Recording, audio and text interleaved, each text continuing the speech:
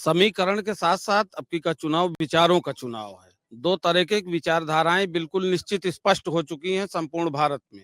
एक विचारधारा वो है जिसके अगुआ गोडसे हैं, एक विचारधारा वो है जिसके अगुआ गांधी हैं, पटेल हैं, नेहरू हैं, सरदार भगत सिंह हैं, चंद्रशेखर आजाद हैं। और एक की विचारधारा आप लगातार देख रहे हैं, मंगलसूत्र, मुस्लिम, मटन, इस पे है। ये दो विचारधाराओं का चुनाव है और हमें उम्मीद है और विश्वास भी है कि ये भारत देश है, बहुत संस्कृति का देश है, इसलिए अब की बार का चुनाव जो दूसरी विचारधारा गांधीवादी विचारधारा है उसके तरफ अब की जाने वाली है।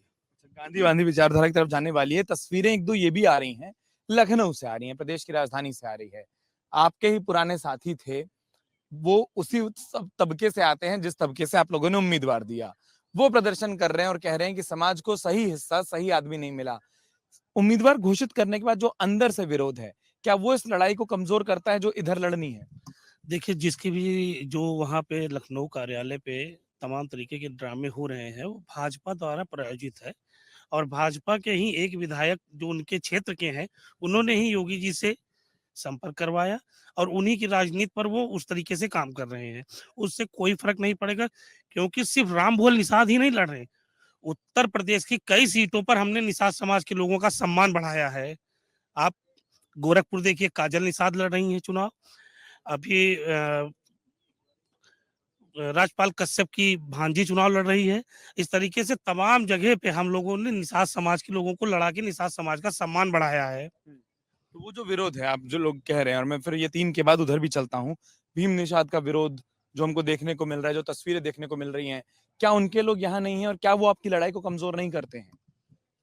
देखिए, भीम निषाद और राम भुवल निषाद दोनों निषाद हैं।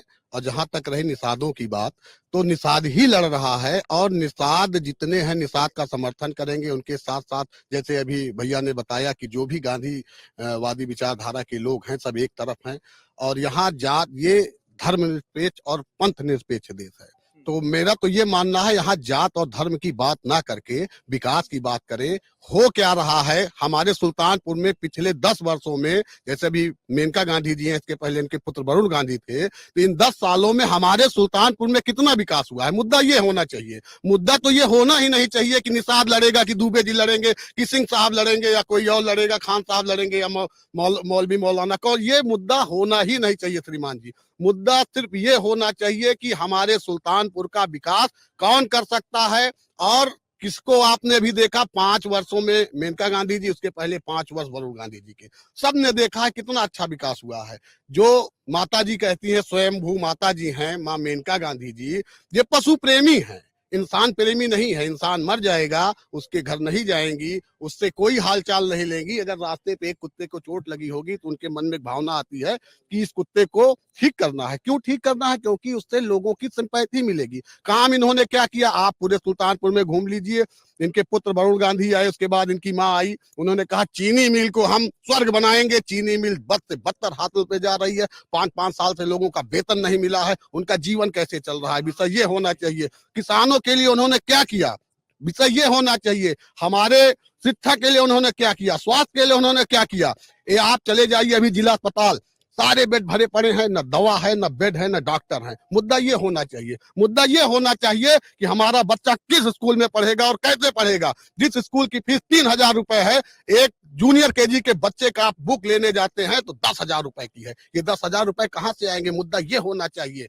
मुद्दा ये होना चाहिए कि एक गरीब बच्चा पढ़ेगा कैसे, वो डॉक्टर कैसे बनेगा, IAS कैसे बनेगा। मुद्दा ये होना चाहिए। मुद्दों से भटक के सारी बातें हो रही है, हिंदू मुसलमान, गाय का मांस, मटन, सारी राजनीति इस पे चल रही है। और ये मेरे ख्याल से, मेरी समझ से ये गलत राजनीति चल रही है। आपके माध्यम से मैं अपील करना चाहता हूं सुल्तानपुर की जनता से कि बहुत ही सोच के, विचार के फैसला ले और सही वोट करे। अपील तक चर्चा के अंत में आ जाएंगे, तब वो कर लीजिएगा। सारा हिस्सा एक बार में खत्म मत करिए।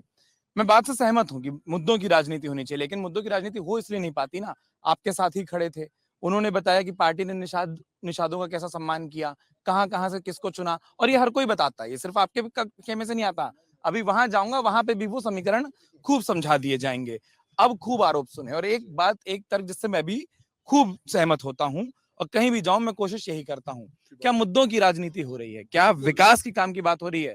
और क्या जो उन्होंने आरोप लगाया कि इंसान को नहीं पूछा जा रहा। देखिए, बात विकास की राजनीति की ही होनी चाहिए और इसी की राजनीति भारतीय जनता पार्टी करती भी है। कैसे? इस जनपद में पिछले 5 वर्ष में जो लोकसभा सत्र 1924 उसमें 3800 करोड़ की लागत से सुल्तानपुर में कार्य हुए, उसमें मेडिकल कॉलेज की स्थापना। आज अगर आप 5 साल पहले इस जनपद के नगरीय क्षेत्र में आएंगे, जाम से बिल्कुल युक्त रहता था और अब जाम से मुक्ति की तरफ प्रयास, क्योंकि 43 करोड़ रुपए की लागत से डिवाइडर बनवाकर बीच में वृक्षारोपण करके अन्य और व्यवस्थाओं के साथ संपादित करके वेंडिंग जोन अलग, जो सड़क के किनारे ठेला आदि लेकर परेशान रहते थे, कभी पुलिस वाले उनको डांट रहे हैं या कभी आम जनमानस को गाड़ियां खड़ी करने में समस्या हो रही है, उनके लिए अलग से वेंडिंग जोन बनाया गया, लेबर जोन अलग से बनाया गया, नया बस अड्डा बनाने की बात चल रही है, नया पार्किंग स्थल बनाया जा रहा है, ITI college, Navodaya Vidyalaya, medical college, इन पर बात होनी चाहिए कि जो जनपद को मिला। और बात हो रही थी फिर निषादों की भी आ जाती, बात होगी तो सारे मुद्दों की होगी। कौन सा ऐसा नेता है जो किसी भी प्रकार की समस्या पड़े तो उससे हमको मुक्ति दिला सके। देखिए, हमें नेता कैसा चाहिए? जो सबल हो, सक्षम हो और योग्य भी हो, पढ़ा लिखा हो, सबल हो, सक्षम हो, योग्य हो और अनुभव के साथ हो। अगर आप ये वीडियो YouTube पर देख रहे हैं तो हमारे चैनल को सब्सक्राइब करें और बेल आइकन को दबाना ना भूलें। अगर आप Facebook पर ये वीडियो देख रहे हैं तो हमारे पेज को लाइक करें।